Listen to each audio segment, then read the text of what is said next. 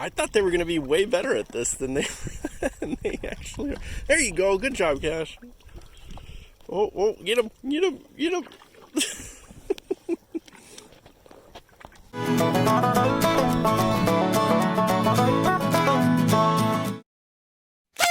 Hello and welcome to Typically Hazardous. I am Steven and it is another horse day, another episode of the Wild Mustang transformation into an adventure horse. And so I'm going to take you through all of the Mustangs. This is over the course of a couple of days. And then at the end of those couple of days, I'll take you through and we'll regrade them in each one of the categories and see how close they are to actually hauling me down the trail. So stay tuned. We're going to go through all of them. Cash, Cora, Rocky, Holloway. They all got some treatment this week and I got a little treatment myself. And so stay tuned. Here we go.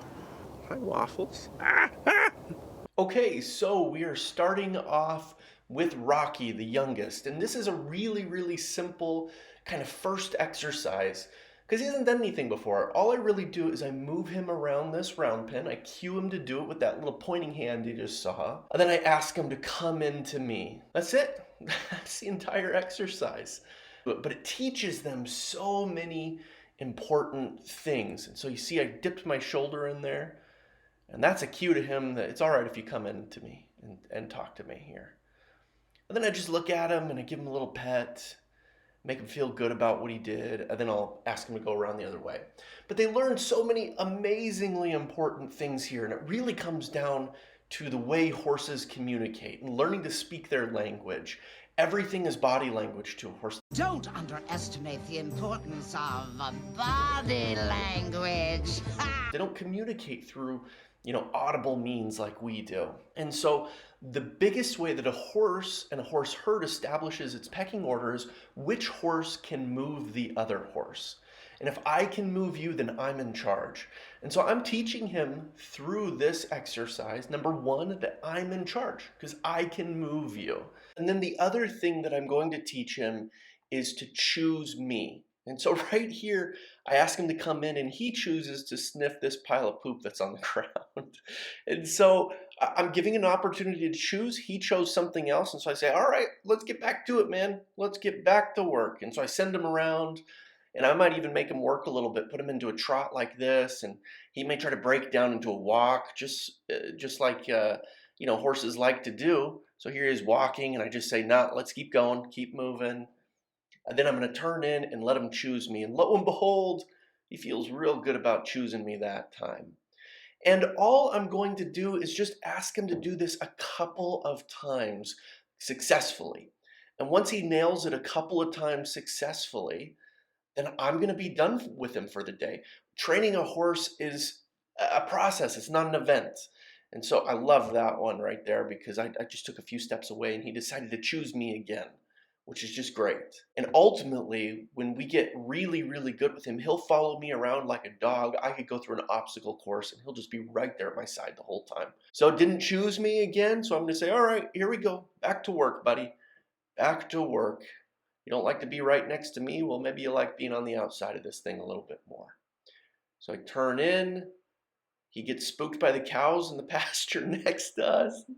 Which just goes to show you, gosh, with the young horse, you just never quite know what you're going to get. And, to be honest, he's got to listen.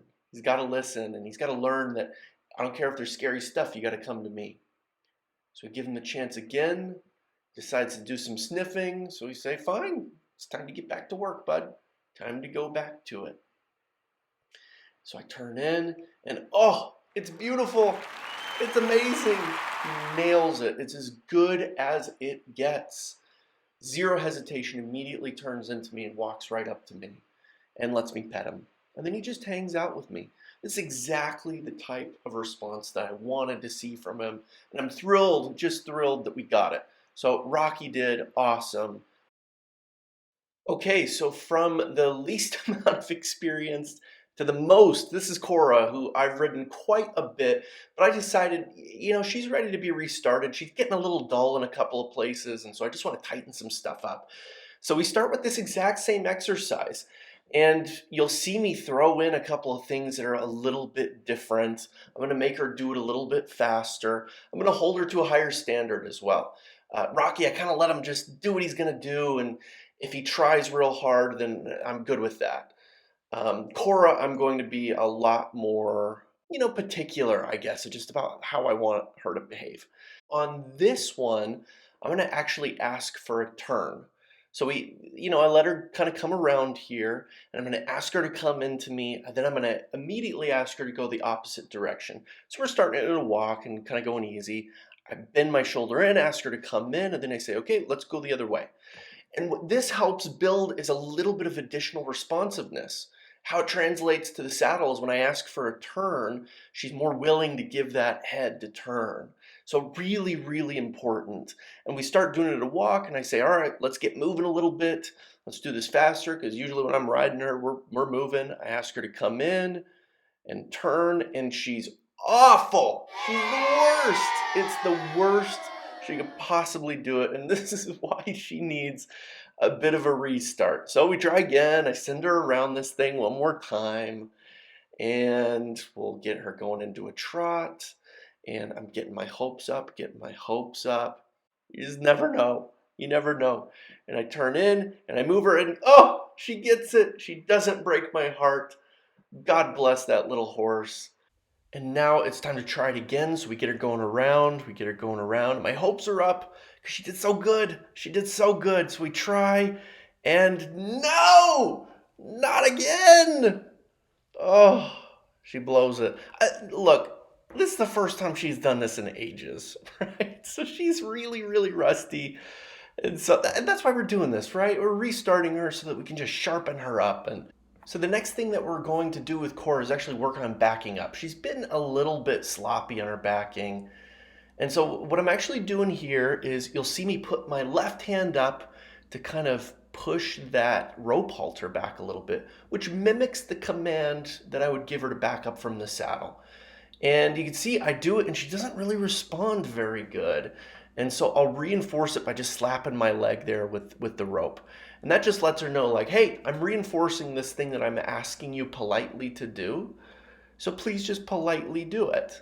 And then they start to realize, well, I don't want the reinforcement. The reinforcement's not fun. So I'm going to just behave really, really nicely when they ask the first time. So you can see these are getting, and see that one actually starts to get pretty good. That's the way I want to see my horse back up. I'm usually backing because I'm working cattle or something like that. And when we're doing that, we got to move. We got to go. I'm backing up. 'Cause my daddy taught me good. And then we're going to go for another back here. And again, what I'm really looking for is just a nice back off of just that polite ask. And so we ask for it, and that is a pretty solid little back without having to reinforce it. So I pet her and say good job, and that's going to be it for her. She did awesome, and so I'm going to let her get back to eating oats, which she does best. On to old Donkey Face, and he is a real donkey on this day. I've got him in the halter. He doesn't want to come. Nope. He'd rather sit and eat. And so he is doing just kind of classic stubborn behavior right here. But this is a great lesson. So the lesson that we're teaching him here is, you see me, as long as he fights me, I'm just going to hold pressure on that thing. And as soon as he lets off and takes a step forward, I let the pressure off immediately. And that just teaches him, hey, if you do what you're supposed to do, life is pretty okay. And if you're stubborn and want to fight me like this, well, it's going to be a little uncomfortable because you got that thing yanking on you. And so you'll see, as soon as he takes a step, I just let slack go back in that thing. What a funny horse. Okay, so after the little kind of fight that we had, my thought is, well, let's just kind of take him around and get him used to just staying with me and being with me. And so what I'm going to basically do is keep him tied into that halter there. And I'm going to make him follow me around, and I'm just going to act like a maniac. And his job is to just stay with me. And so I'm going to make all kinds of little turns and cuts and you can't hear a lot of it, but I'll make weird noises and act silly. And this is just to get him to understand that, hey, when I'm with you, you gotta be with me too, because you never quite know what I'm gonna do. I might get crazy. One of the most important things to do with a horse is to expose them to things that are not going to be typical of their life. So the phrase kind of goes, loud people make quiet horses. And so you just kind of give them wacky, weird things to do. So you see me kind of jump. Here I am walking like I'm a 100-year-old man. Hopefully that'll be me one day. And we just give them little things that are not going to be typical. So that day comes when the 12-year-old who doesn't really know what they're doing acts foolish around a horse. Well, that horse isn't going to freak out because they've seen this wackiness before in training. Okay, so we're going to go through the same sort of exercise with Cash as we have with the other ones, but you have a totally opposite issue with Cash. His is he doesn't want to go. He would rather just stand there. So you'll see me put a lot more pressure on Cash than I do some of these other horses. You'll see me throw my hands a little bit. You'll see me swing that rope a little bit. And he is going basically as slow as you can possibly go and still be walking. And he cuts the circle and does these little crummy circles. And, you know, he's young, right? It's easy to forget because he's so calm about stuff, but he is very, very young. Now, you see him tossing his head a little bit. That is his horse language way of saying, I really don't want to do this. This is not fun. Do I have to do this? And so you'll see him do it a couple of times. He'll throw his head, and that's him just kind of being a little bit sassy. But that's okay. We just work him through it. It's not a big deal. So after sending him around that round pen a few times, I decide, let's just kind of get him used to this rope a little bit more, since this is going to be a pretty big part of his life. And so I start with just kind of rubbing it on him, throwing it on him. You know, you want to make sure that a horse is comfortable with their legs being messed with and touched. And so we throw it on his legs, and just look at him. He is just perfectly okay with all of this. He's really not very tense. You know, he's got his ears pointed back because he's curious and wants to make sure he knows what's going on behind him. But he's feeling pretty okay, actually. He's really not that upset by any of that. And so this part, what I really want him to do is take a step forward with this rope just resting on his back. And you can see he's looking back at it, and he's trying to see if he, you know, can move forward because he knows he wants to be next to me. We've kind of established that through making him do those circles, and he knows that's what he's supposed to do.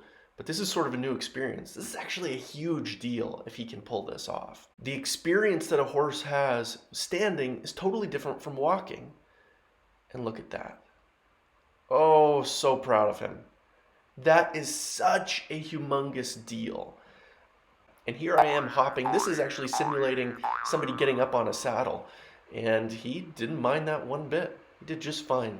And so I'm going to walk away and just let him be done for the day. This is so funny. This is Holloway watching me train the other horses. And you just know he is thinking, I'm so glad that I'm not in there doing that right now. He has no idea what's coming. So now I go to halter Holloway and bring him into the round pen. And he is not having any of it.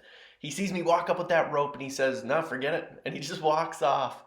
And you see he's like throwing his head and he's just saying, no, I'm not interested in this in any way, shape, or form. And so this is kind of a low speed chase is probably the best way to think about this. And I just basically low speed chase him forever.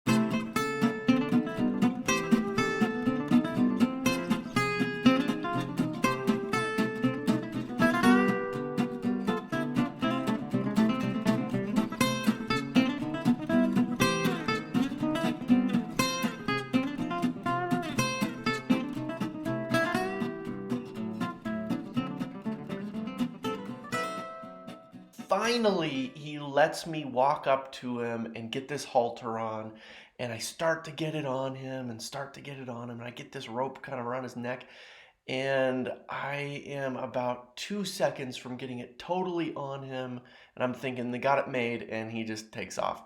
That's one of like 5 times he did that. So I finally get him in the round pen, and I really only have one goal for him here, and that is to get him to choose me. You can see he turns into me really nicely, and then he has to kind of stop and think about, I really want to interact with this guy. You see how he barely moves into my space? He's just super apprehensive about what's going on.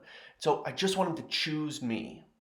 So this one is after several attempts, and he comes up to me about the way that I want him to, and I give him one more shot at choosing me. So I kind of look to the side for a second, let him sniff me, and then I decide, all right, well, we're kind of getting this, so I'm going to just walk away.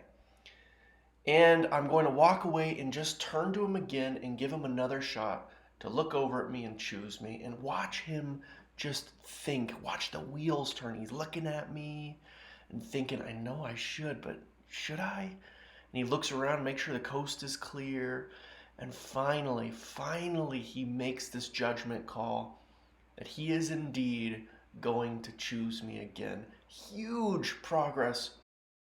And so things are going pretty well, and so I decide, you know what, maybe let's just try to, get our hands on him a little bit and just pet him. And so this is me kind of moving down his side, and he's aware, but he's feeling okay about this. And he does so good with this, and I'm so proud of him, letting me just sort of brush him and pet him all over, that I decide, you know what, you've earned it, buddy. You're done for the day. Nice work. Okay, so after this week's training, I'm going to bump up Cora's responsiveness level just a little tiny bit, because she actually did pretty good. She did a really nice job of finally kind of turning into me the right way and doing it quickly. Her turns started to improve. That backing up exercise was really helpful. So she gets a point for responsiveness, and I think that's probably it for this week.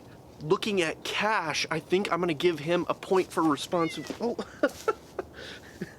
this cat scratched my leg. So Cash, I think I'm going to give him a bump in actually 2 categories. A little bit more on responsiveness, because we did work him through some of that sassy attitude that he had. Maybe a little bit on reliability, throwing those ropes on him, having him actually walk around with the rope on. That's a pretty big deal. So I'm gonna give him a point for those 2. Okay, Rocky. I don't think Rocky got anything. Not this time. I think we did a little bit on the responsiveness level, a little bit maybe on the reliability, but just like a tiny bit, like maybe a 0.1 increase on those. Not much, but that's just normal, right? That's just training horses. There's some days where not much gets done. At least it feels that way. And then in a month, you're like, wow, how did this horse become so good? So I'm really hoping that happens with him at some point. Okay, Holloway, who's gonna be the death of me. One day I'm just not gonna come back, and it's gonna be that horse's fault. So I'm gonna give him probably, why is this so hard? Because he did make some really good progress. Like, I want to give him a point for reliability. Did he earn a point? He's more reliable today than he was before. He put like a down payment on a point for reliability. So maybe that's where we're at with Holloway. Good progress for all of them. This is baby steps, right? Training horses and getting them ready for something like this it's a process, it's not an event. And so I'm okay with that. And so those are your horses. That's where we're at. I can't wait to see you on the next one. If you enjoyed the video, please like and subscribe. Feel free to leave a comment. A little comment. And we'll see you on Typically Hazardous once again.